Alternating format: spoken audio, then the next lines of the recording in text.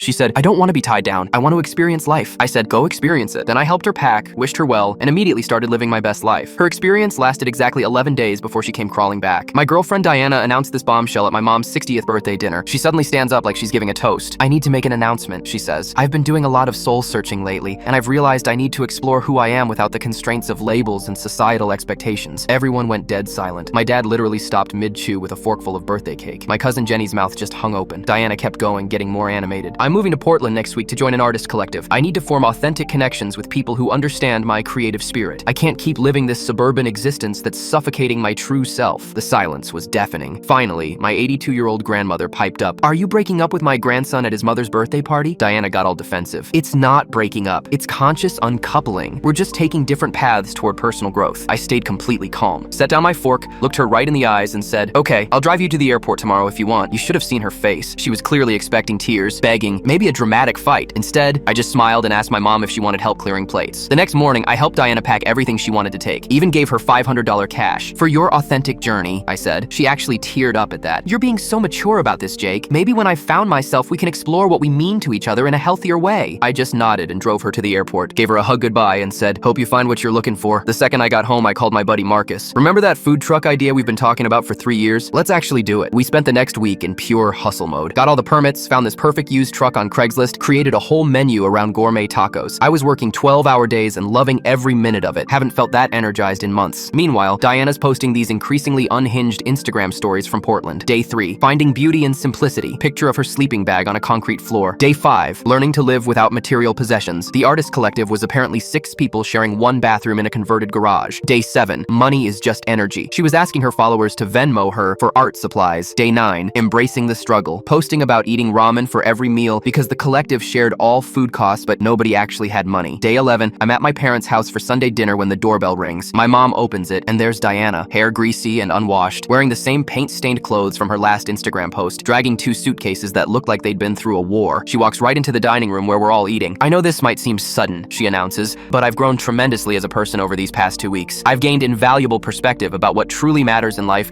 and I'm ready to bring this newfound wisdom back to our relationship." My mom looked up from her meatloaf with this perfect deadpan expression. "What relationship, honey? Jake's been dating that lovely girl Emma from the farmer's market. They seem very happy together." Diana's face went completely white. She whipped around to stare at me. "You moved on already? It's only been 11 days. I shrugged and took another bite of meatloaf. "You said you didn't want to be tied down by labels and expectations. Turns out, neither do I." Diana tried arguing that 11 days wasn't enough time to process our connection, but my dad shut that down real quick. "You processed it pretty thoroughly at the birthday party, didn't you?" She left after about 10 minutes of awkward silence. "Last I heard, she was back living with her parents and working at Target. The food truck's doing great."